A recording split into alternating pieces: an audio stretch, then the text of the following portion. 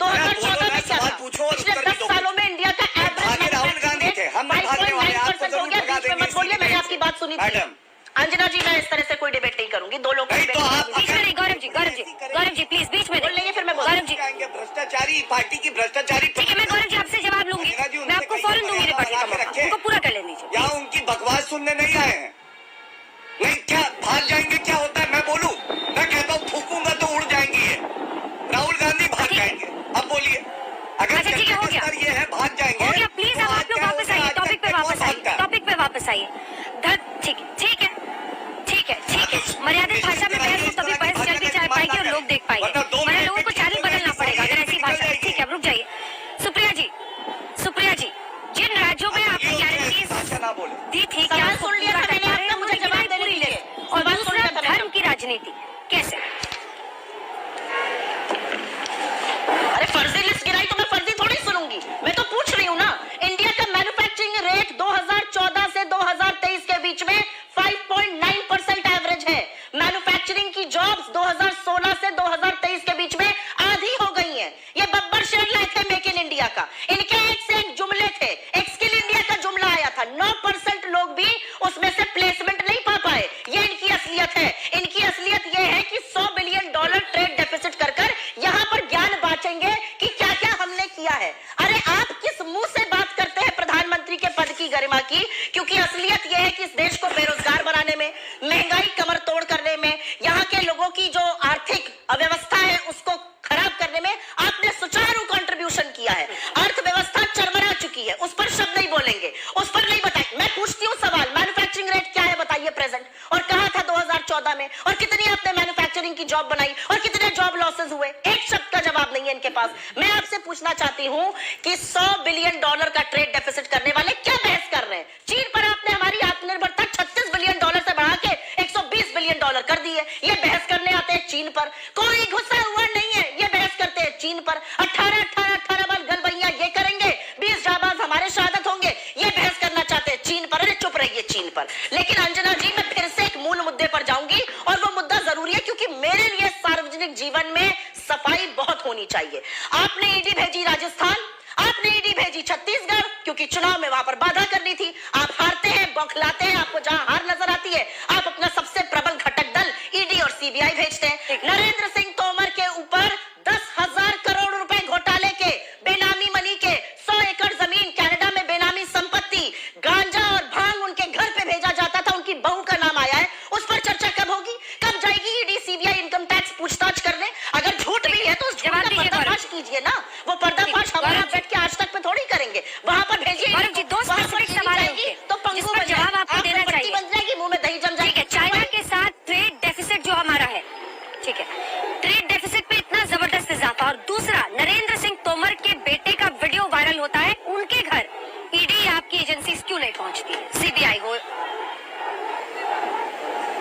चलिए मैं एक एक करके उत्तर दे देता हूँ। सबसे पहले तो देखिए, बेरोजगारी की बात करी मैडम ने, मैंने पूछा, इन्होंने उत्तर ही नहीं दिया कि 28% के आसपास बड़े प्रदेशों में सबसे ज्यादा राजस्थान में बेरोजगारी दर क्यों है। और आपको मालूम है 14 लाख बेरोजगार लोगों ने रजिस्टर किया है राजस्थान में, और इसमें करीब 12.5 लाख वो है जो ग्रेजुएट है, ग्रेजुएट डिग्री है। और मैं मध्य प्रदेश का आंकड़ा भी आपको दे देता हूँ। सबसे पहले केंद्र सरकार ने एक साल में जो आखिरी ईपीएफओ डेटा आया था, 1,30,00,000 नई नौकरी का सृजन हुआ। उसके बाद मध्य प्रदेश का अनएम्प्लॉयमेंट रेट क्या है अंजना जी मेरे सामने है, ये है 3.7%। अब 3.7% बेटर है या 28% बेटर है? दूसरी बात इन्होंने जो कही, इन्होंने ईडी की करी। अरे महादेव, मतलब हमारे इष्ट, हमारे भगवान के नाम को भी इन्होंने बेचा है। और आपको मैं बताऊं, इतना बड़ा पाप इन्होंने किया है, किस तरह से 508 करोड़ रुपए जनता की गाड़ी कमाई वसूल ली। अरे सेवा करनी थी जनता की, सेवा कर रहे थे गांधी परिवार की, मेवा खा रहे थे। आप मुझे बताइए अंजना जी, ईडी का ये तर्क 14 पार्टियां जब गई थी सर्वोच्च न्यायालय, ऐसे ही बेतुके तर्क दे रही थी, क्या हुआ वहां पे? और पीएससी घोटाला छत्तीसगढ़ में मैं खुद था, मैं आपको जानकारी दे रहा हूँ। सारे के सारे लोग जो सेलेक्ट हुए वो कांग्रेस पार्टी से जुड़े हुए लोग थे, जो चेयरमैन थे उनके रिश्तेदार थे। भूपेश बघेल ने क्या किया? राजस्थान आइए, 14 बार पर्चा लीक हुआ, 14 बार। और किसने कहा? ये सचिन पायलट ने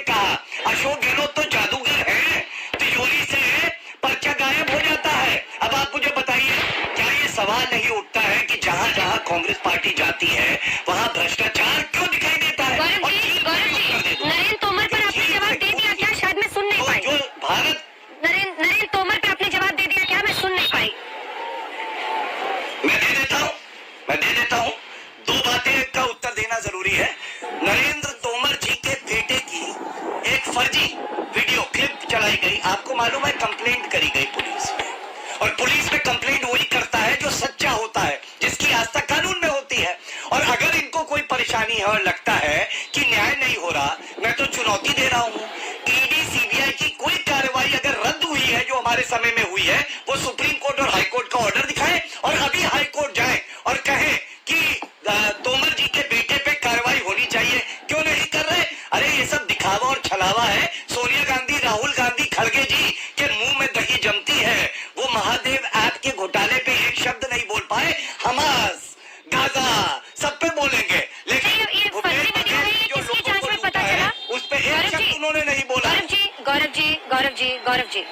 हाँ, गौरव जी, वीडियो फर्जी है, ये किसकी जांच में पता चला? आप कह रहे फर्जी वीडियो है, किसने जांच की? मैं बताता हूँ। प्रथम दृष्टया जो कंप्लेंट दी गई है तोमर जी के बेटे की तरफ से, उस कंप्लेंट में यही लिखा है ये मेरा वीडियो नहीं है, ये फर्जी है।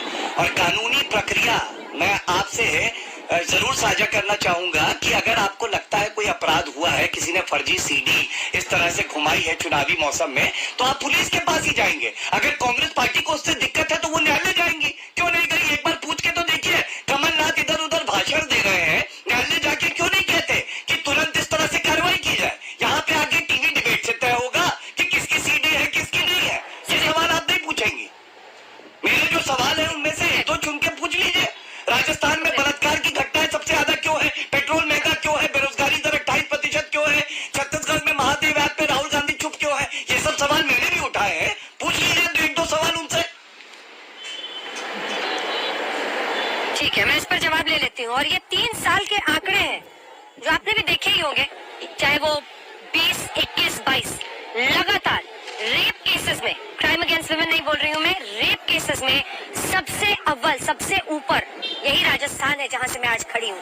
इससे ज्यादा शर्मनाक क्या हो सकता है? इसके लिए किसकी रिस्पॉन्सिबिलिटी होगी, किसकी जवाबदेही होगी? सुप्रिया जी। जी हाँ, मैं आपके सवाल का जवाब दूंगी, लेकिन इंसान अपनी बातों में कैसे फंस जाता है पहले उसका पर्दाफाश करके। नरेंद्र सिंह तोमर के बेटे ने एफआईआर करी तो वो सच्चे साबित हो गए। इनके अनुसार वो फर्जी वीडियो है। फोरेंसिक यूनिट भी खोल दी है क्या भारतीय जनता पार्टी ने? क्योंकि मेरी जानकारी तो जहां तक है, एजेंसी आती है, सबूत को देखती है, फोरेंसिक लैब में भेजा जाता है और फिर पता चलता है कि सत्यापन होने पर वो फर्जी है या असली है।